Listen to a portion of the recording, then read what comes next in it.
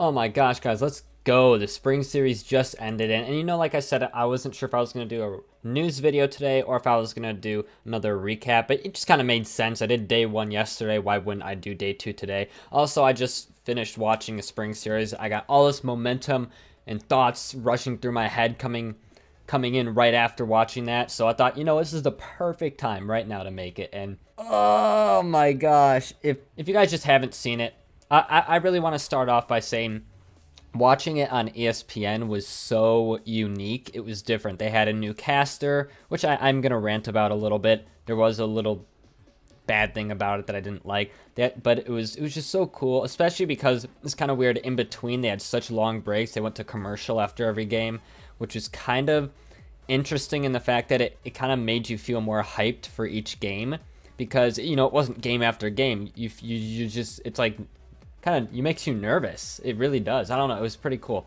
It was just a completely different experience. It was the first time you ever got to hear Leaf actually do some casting. James Bott was there, and then I don't know who the other guy is. Landon. I guess he's a soccer player, but you know, he was kind of funny. He asked Rizzo my favorite question in the interview afterwards. We'll get to that later. But yeah, obviously, if you guys enjoy, hit subscribe. I try to do daily content. And one of the motivations I have for it is the fact that every one of you guys seems to enjoy what I do, which is awesome. I really love it, really appreciate it. So yeah, I'm gonna keep on pumping out content for you guys as much as I can. It's really easy, you know, that we're in quarantine. Also, if you like esports stuff, make sure to follow this really cool guy on Twitter. It's at cherry_ZRL. I really like that guy. He's pretty cute too in real life. But yeah, let's get right into it. The first match of the day was Team Envy versus Space Station Gaming, right? Yes, yeah, that was it. I thought I had the wrong match for a second, so let's get into this. Also, one more thing I did want to mention. I got a couple comments, but I want to know everyone's opinion. So if you're watching this, if I get 1,000 views on this video, I want 1,000 comments. Would you guys rather see just one game in the background, like the grand finals, or just my favorite match, the most exciting match, as I talk, or as I'm talking about each match, would you like just for me to play clips from that match? That specific match. You wouldn't get to see the whole game, and I know I read some comments saying earlier that it might be kind of annoying if I play one match for like a minute, and then it goes away, and then it's the next one for a minute. So would you rather have A or B or C? Do you just not care, right? So, like, if you don't care, just put that in the comments. Just say I don't care. Yeah, would you rather just one game just so you could see the whole thing, get the full experience, maybe clips of certain games? I think what I could do is that just the ending of each game, right? So you could see how each one ended, and I could do that as I'm talking, or if you don't care. So let me know. And unfortunately, the old Ghost roster, it's not that they looked bad per se. It's just that Space Station Gaming, they fixed all their issues from yesterday.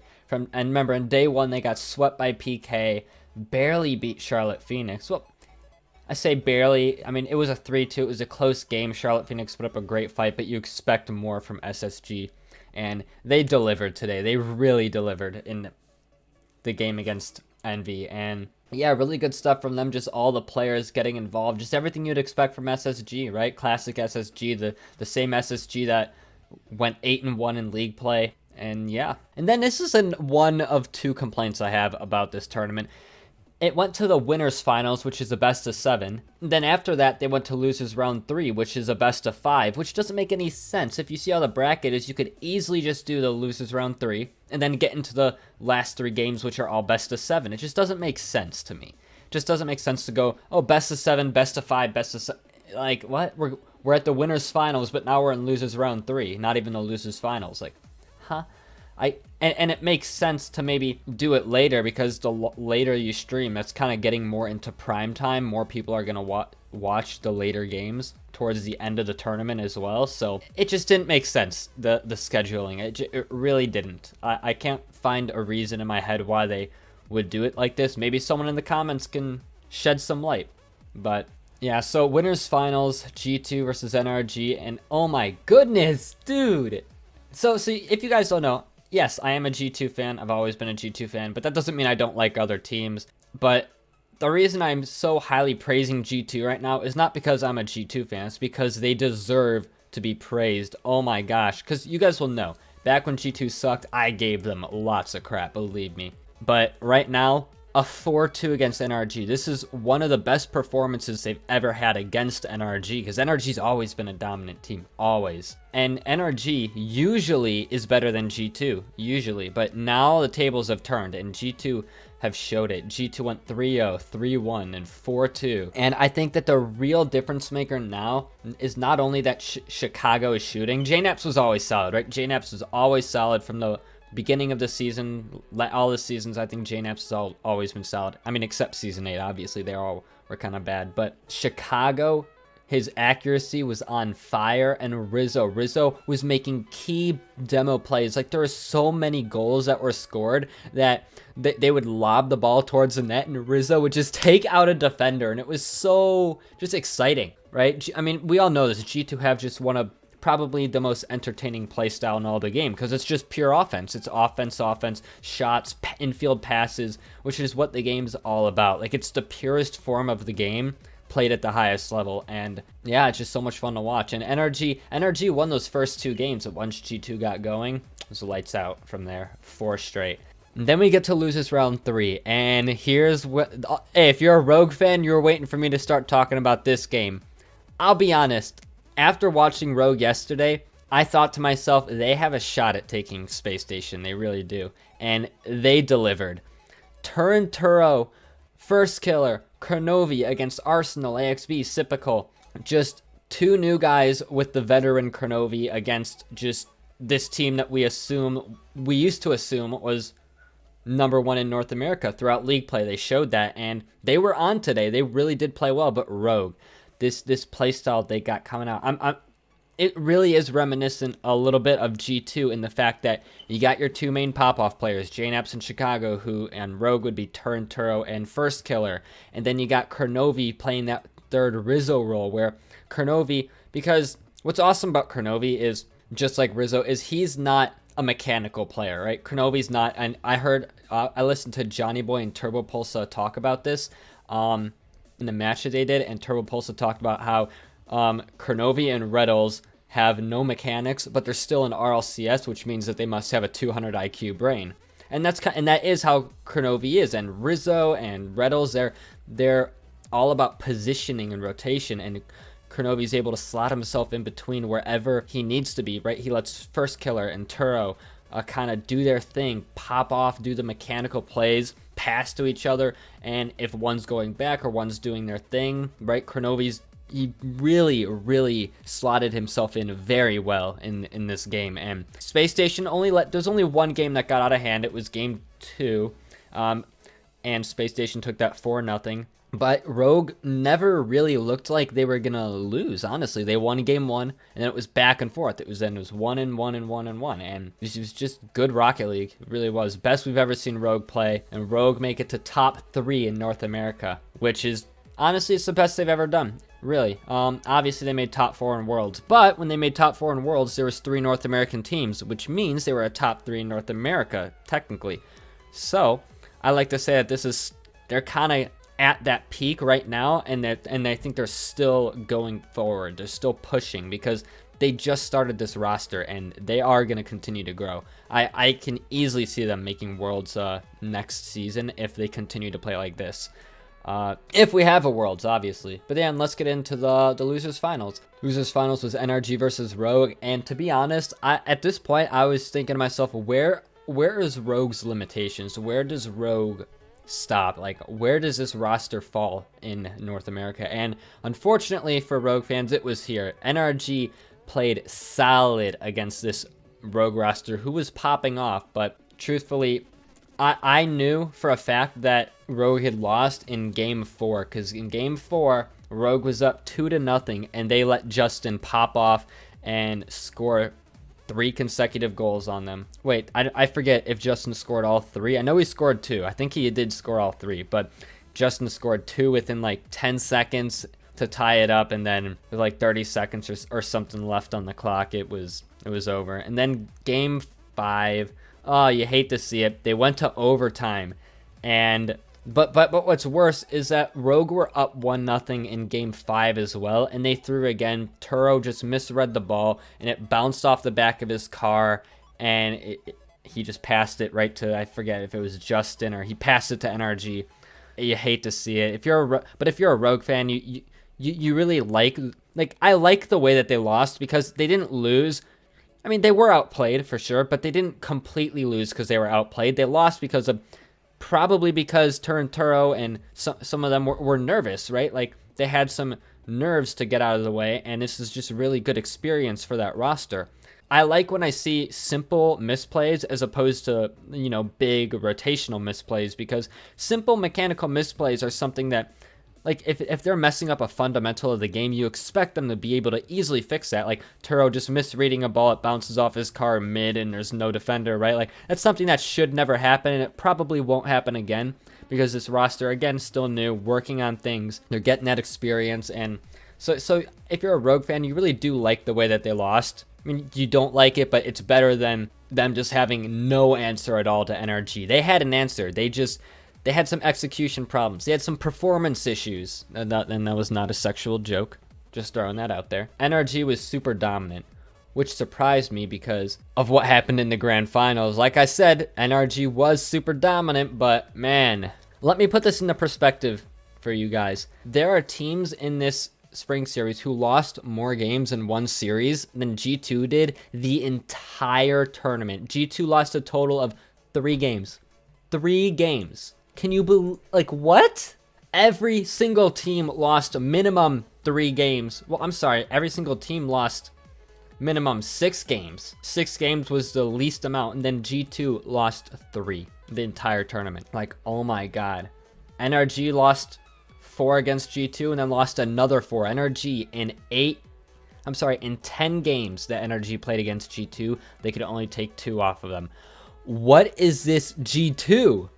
As a G2 fan, you don't expect this. This doesn't make any sense. G2 this is when G2 throw and then they go back to playing last in North America. They don't continue to excel.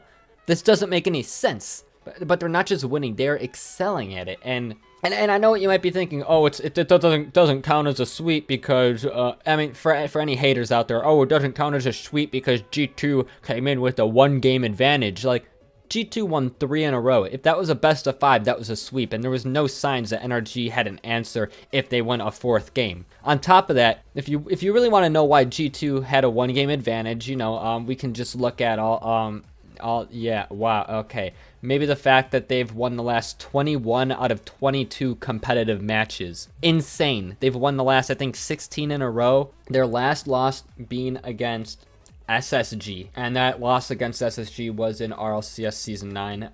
Because remember, they had the Astronauts qualifier, and then they had their league play, and then they had more Astronauts qualifiers, and just everything since then. Like, I put it up on screen. All that green. G2, as of right now, are on the biggest win streak in all of Rocket League, in competitive Rocket League. And I know that it doesn't say, hey, G2 is the best in the world, because someone brought up a good point. We don't really know. I mean, unfortunately, there's no worlds, but I'm pretty sure a lot of people could safely say that G2 are without a doubt a top 2 team in the world. You can definitely throw Vitality and Dig up there. Like, honestly, I think Dig is a little bit better than Vitality right now, but we'll get to that. I got some stuff to back up that as well. But yeah, man, if you're a G2 fan, if you're a Rogue fan, hell, if you're an NRG fan even, you should be happy. Do we have a new big 3 in North America? Who knows? Well, one thing that's really great about the North American Rocket League scene is that as of right now, is that so many teams are stepping up. Like, we have G2, NRG, SSG, even Cloud9, Rogue, PK. All these teams are stepping up. And I'm sorry, Envy as well. How could I forget them? We have like 6 teams. Was that 6? 1, 2, 3, 4, 5, 6, 7 teams now who are just arguably near the top. And right, this used to not be the case. It used to be the big 3, and now, if PK and Rogue continue to play the way they are, as well as Cloud9, we could have the big 7. Like, it's crazy just how good these guys are getting. And G2 is kind of like pushing the meta, as Garrett G put it in his interview. If I could find the interview, I'll play it. Garrett G talked about how G2 is kind of like what he's trying to achieve with NRG right now, how their playstyle is just so good and meta revolutionizing, for lack of a better phrase, because my brain doesn't work. Yeah, but yeah, it's without a doubt that they're the best in North America right now, but in the world, obviously, we won't know, but I made that claim because as of right now, the only thing we have to go off of is competitive results, and G2 compared to, let's say, Vitality or Dig, their competitive results right now are the best out of anyone in the world as of for recent times, not of all time. Of all time, obviously the best is the Dig Dynasty. As of right now in recent times, G2 is looking good. Again, if you're a G2 fan, you're still scratching your head like, wait, what?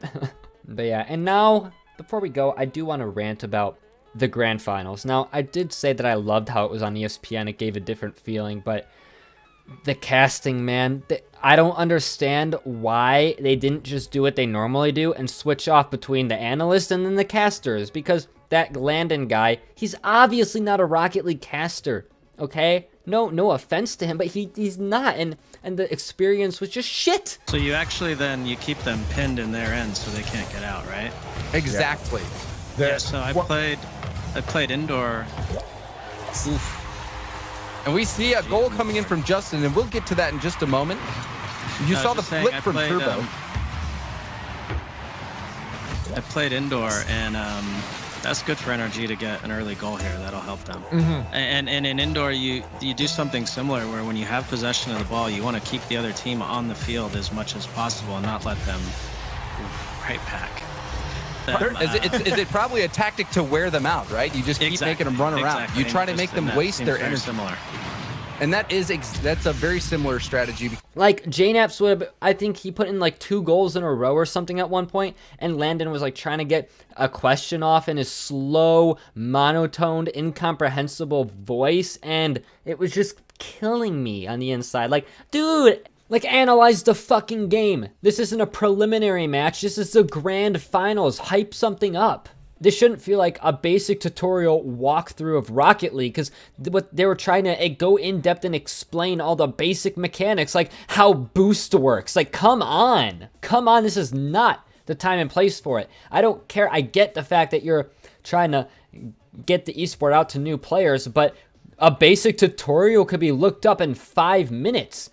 Right, you should be showcasing how competitive this game could be, how hyped this game could be at the highest level, or just playing it in general. It just sucked because then someone on G2 or NRG would score, and then they would be like trying to finish one of like Landon's question, and then Landon would like try to like, you know, he realized, oh man, I was talking, and then they scored. It's kind of taking away, and then they all got confused. Like, it wasn't just him. I'm not putting the blame on him. It was just they didn't have any cohesion. It's like they didn't know what to do if someone scored and they were talking, right? And that's because Leaf and Landon both are not casters. Leaf's an analyst. I mean, he's a host, and then Landon, I mean, they brought him on for, you know, ESPN. They should have just stuck to analyzing, and then the casters took over. Like the normal casters would take over. Like, we should have had Johnny Boy and Shogun, because I think they're the 2 best personally.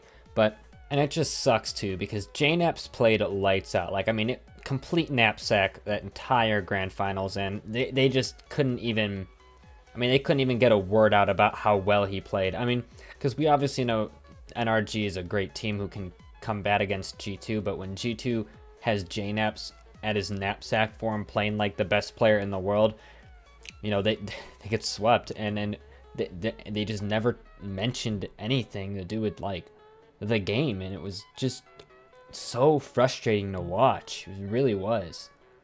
Like, I say this with 100% certainty. I could have done a better job, 100%, than what we saw.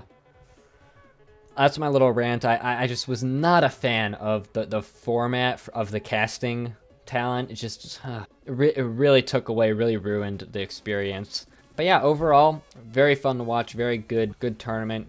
Got to see a lot of teams step up. A lot of teams, maybe, you know, a lot of people probably thought Ghost would, or Envy would perform better. But then when you really look at it, they went up against G2, you know, kind of expected a loss there. And then they went up against a good Space Station, again, expected a loss there. It was hard.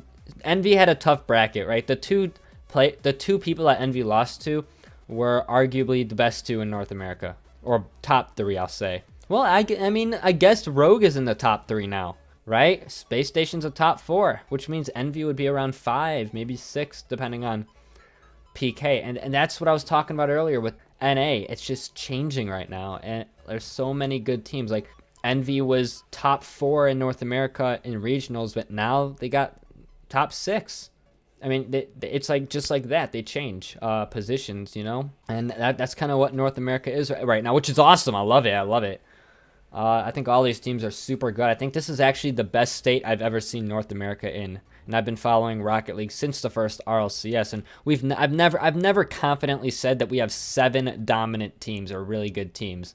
Again, if Rogue and PK and C9 can keep up, you know, what they've been doing, as long as SSG doesn't slump, right? We got a bunch of really good teams in this region. I can't say the same for Europe. I can say that they have good teams, but not as many. They got the 2 clear best.